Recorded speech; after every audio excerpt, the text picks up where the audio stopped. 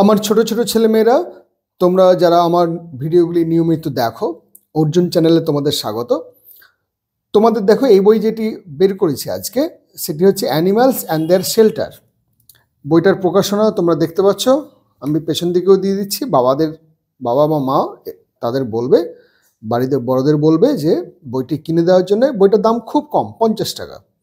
এবার শুধুমাত্র এই কয়েকটা বাসস্থানের জন্য 50 টাকা খরচ করব তা নয়, এর মধ্যে থেকে প্রচুর জিনিস শেখার আছে এবং খুব ভালো বইটা। দেখো, অ্যানিমালস অ্যান্ড দেয়ার শেল্টার, তার মানে বিভিন্ন প্রাণী এবং তাদের আশ্রয়স্থল। আশ্রয়স্থল মানে হচ্ছে যেখানে তারা বাস করে। তাহলে বিভিন্ন প্রাণী আছে, তারা নানান জায়গায় বাস করে, তাদের বাসস্থানের নামগুলি কিন্তু আলাদা। সেই জিনিসগুলো আমরা আজকে দেখব। দেখো ছবিটা দেখো কি সুন্দর, a rat in its hole. তার মানে একটি ইঁদুর আছে কোথায়? গর্তের ভেতর। গর্ত মানে এটা দেওয়ালের গর্ত বা মাটিতেও গর্ত করে ইঁদুর থাকে। মিঠে ইঁদুর তো মাটির মধ্যে একদম গর্ত করে থাকে। খরগোশ, সেও মাটির মধ্যে গর্ত করে থাকে। শেয়াল, তারাও মাটির মধ্যে গর্ত করে থাকে। তাহলে এই শেয়াল, খরগোশ, মেঠে ইঁদুর বা মেঠো ইঁদুর এবং র্যাট, এরা সবাই কিন্তু গর্তের মধ্যেই বাস করে। পরের পৃষ্ঠায় যে ছবিটি আছে দেখো, a dog in its kennel. আমরা এমনি সাধারণত স্ট্রিট ডগ দেখতে অভ্যস্ত, বা বাড়িতেও আমাদের যে সমস্ত আমরা কুকুর পুষি, তাদের নির্দিষ্ট থাকার কোনো আমরা জায়গা দিই না, তারা ঘরের মধ্যেই থেকে যায়। গ্রামে গঞ্জে প্রচুর জায়গা, উঠোন, বারান্দা, চালা, গরুর ঘরের গোয়াল, তার বারান্দা, প্রচুর জায়গা থাকে। সেখানে তারা গুজু গুজু করে ঠিকঠাক শুয়ে থাকে। শীতকালে তার দিকে চট দিয়ে দেওয়া হয়। কিন্তু বিদেশে কুকুরদের জন্য আলাদা একটা ঘর করে দেওয়া হয়, ছোট্ট এরকম একটা ঘর থাকে। তোমরা যারা টম অ্যান্ড জেরি দেখেছো, তারা দেখবে যে সেই কুকুরকে বাঁধা আছে আর জেরি সেই কুকুরটিকে বিরক্ত করে যাচ্ছে। এবার বিরক্ত করার ফলে কী হচ্ছে, সে টমকে তাড়া করছে, কিন্তু দড়ি দিয়ে বাঁধা আছে বলে তাড়া করেও ধরতে পারছে না। তা সেখানে যে কাঠের যে বাড়ি তৈরি করা থাকে, সেগুলি হচ্ছে কেনেল। তাহলে a dog and its kennel, বা a dog lives in a kennel. তাহলে a dog lives in a kennel, তার মানে কুকুর যেখানে থাকে সেই জায়গাটাকে বলা হয় কেনেল, KENNEL। এর পরের পৃষ্ঠাটাও খুব সুন্দর। এখানেও দেখা একটা ছবি, হেন্স ইন দেয়ার কুপ। তাহলে মুরগি কোথায় থাকে? মুরগি থাকে, আমরা গ্রামের দিকে হাঁস মুরগি থাকে এরকম যে জায়গা, সেই জায়গাটাকে খুল্লা বলতাম, খুল্লা। কিন্তু এখন খুল্লা বললে শহরের দিকে কেউই বুঝবে না, তাহলে এটা খাঁচা বলবো। তা খাঁচা মানে কেজ নয়, কিন্তু এখানে মুরগির খাঁচায়। Hens live their coop, hens, তার জন্যে হেন্স ইন দেয়ার কুপ বা hens live in their coop. হাঁস মুরগি এরা তাদের খাঁচার মধ্যে বাস করে, এদের খাঁচাকে কূপ বলে। তারপর দেখো, cows in their shed. Shed বানান SHED, তার মানে গরু ছাউনির নিচে থাকে। গরুর ছাউনি মানে গোয়াল ঘরের যেটা বারান্দার মতন, সেখানে যেখানে গরু থাকে তাকে বলা হয় ছাউনি।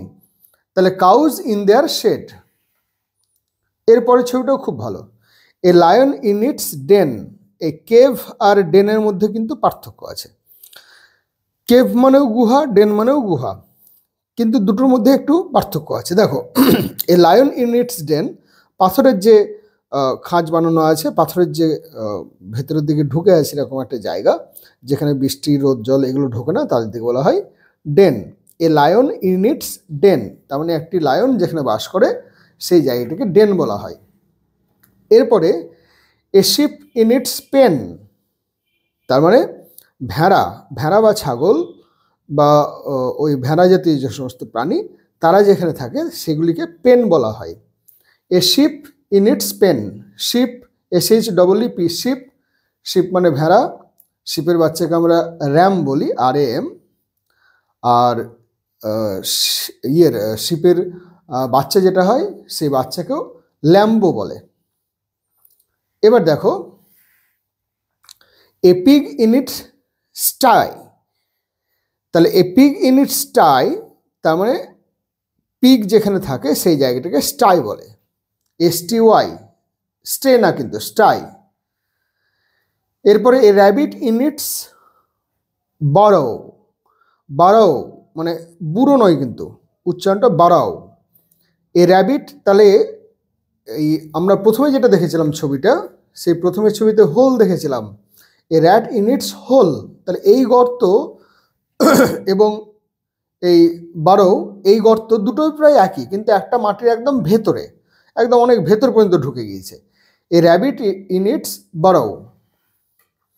এরপরেরটা দেখো, a tiger in its cave. এ ডেন আর কেভ বললাম না, দুটো খুব সূক্ষ্ম পার্থক্য। তাহলে কেভ মানেও গুহা, ডেন মানেও গুহা। এরপরে এ হর্স ইন ইটস স্টেবল, আমরা বাংলায় আস্তাবল বলি। এই আস্তাবল কথাটা কিন্তু দেখো বারবার যদি উচ্চারণ করে এস্টেবল এস্টেবল এস্টেবল, তাহলে কিন্তু আস্তাবলই হয়ে যাচ্ছে। ম্যামজেলেক্স বা লাকি লুকের যে সমস্ত লাকি লুক, অথবা আরও কিছু আছে, কমিক্স আছে, যেমন অ্যাস্টারিক্স, এদের ক্ষেত্রে কিন্তু এরকম আস্তাবলের ছবি আমরা অনেকটাই দেখতে পাবো। বাংলায় বলে আস্তাবল, ইংরেজিতে বলে stable. A horse in it's stable, তাহলে ঘোড়া যেখানে থাকে সেই জায়গাটাকে বাংলায় আস্তাবল বলে, ইংরেজিতে স্টেবল বলে। A weaver bird in its bottle nest, তাহলে উইভার বার্ড সেটা তার মানে হচ্ছে বাবুই পাখি। বাবুই পাখি কোথায় থাকছে? Bottle nest.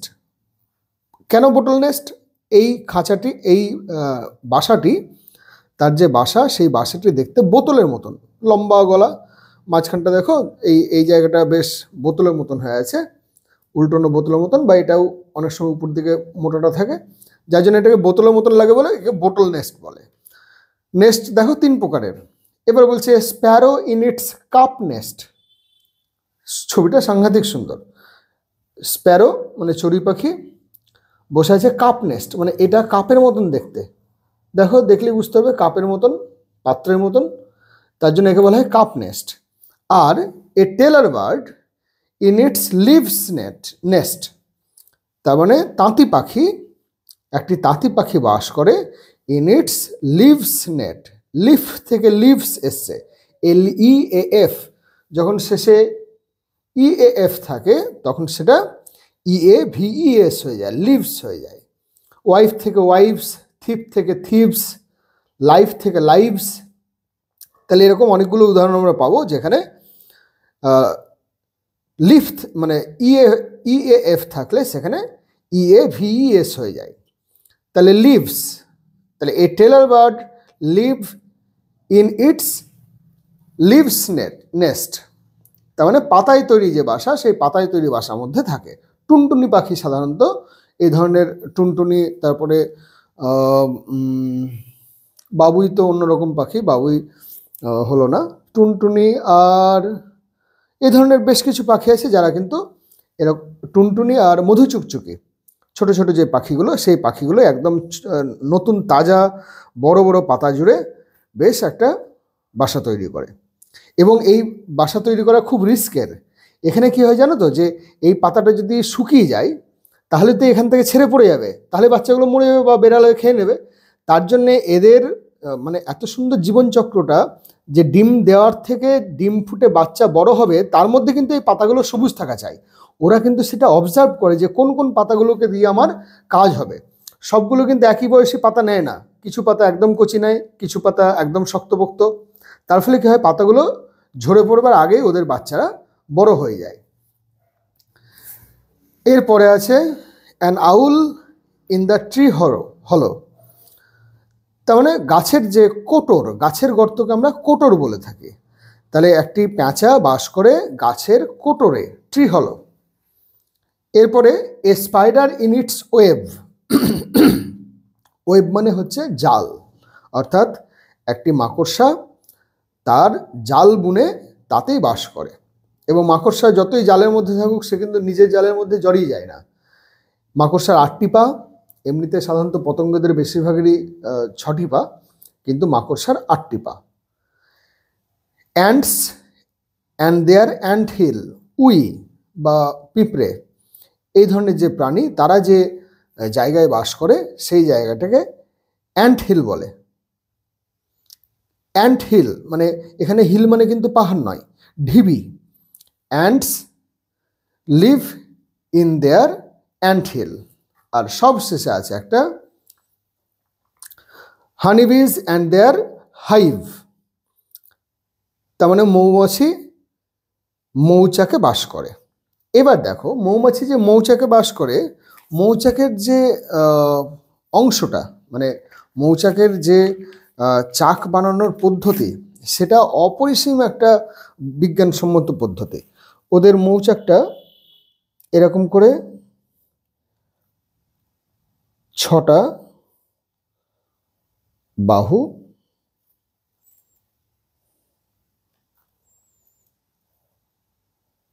হেক্সাগন, আবার এরকম। পৃথিবীতে বলছে নাকি বিজ্ঞানীরা যে এই প্যাটার্নটা পৃথিবীর সবথেকে সুস্থির এবং শক্তিশালী প্যাটার্ন, যাতে কখনোই বাসা ছেড়ে যাওয়ার ভয় থাকে না। কি সুন্দরভাবে এরকম প্যাটার্নটাকে ওরা মেনটেন করে, কিভাবে যে ওরা বুঝেছে যে এই পদ্ধতিতে এই আকৃতিতে যদি বাসা বোনা হয় তাহলে সেটা সবথেকে টেকসই হবে, সেটা একটা গবেষণার বিষয়।